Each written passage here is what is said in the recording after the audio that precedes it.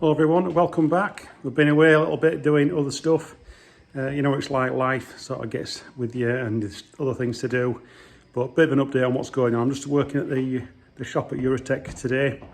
Just doing 3 days this week, covering for Nick who's on holiday. I've just been working on this brand new Sherco 250 SE factory. So this is a brand new factory SE 250 Sherco. Just added a few additional extras for the customer. We'll start off with Enduro engineering handguards, coloured to match the colour scheme of the bike. They fit very easily, did those. And we've also got heated grips on as well. We've got Ariete grips, obviously with the elements underneath. I'll just talk about how they are fitted and how I wired them in. Now, taking a live feed for the heated grips was a little bit challenging because on some of the other bikes, the live feed is normally triggered by a relay when you start the bike. And we normally, like on the KTMs and the gases, we will wire the heated grips into the live feed to the main headlight. Now, on the Sherco, it's a little bit of a different system. The headlight is operated by a switch on the handlebars when the engine's running, so it's not on a relay as such. So it wasn't an option to put the live feed into that, because if you wanted to run the heated grips without the headlight on, you couldn't do that.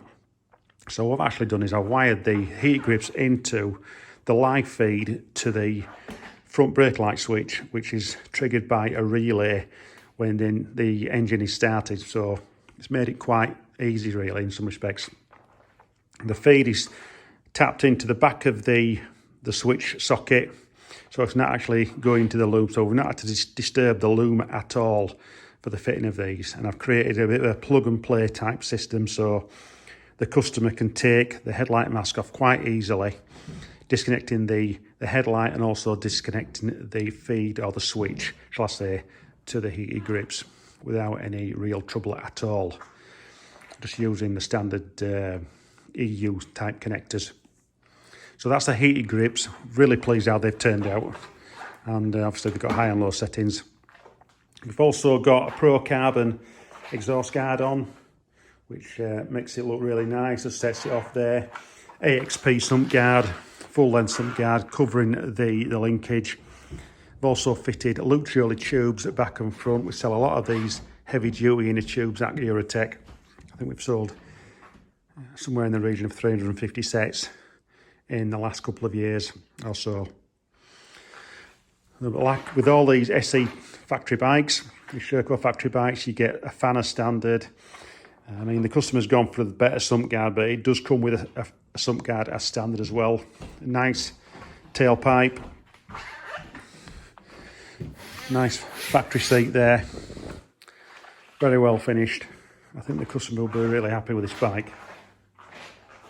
So that's the bike I've been working on today. Just a bit of an update on what's happening with me. In a couple of weeks, we've got Dawn to Dusk. Me and Mike, my friend, are doing the 24-hour team event. It's going to be a bit of an update on Saturday. We're going out for a trail ride with the bikes, so we'll be showcasing the bikes for the event.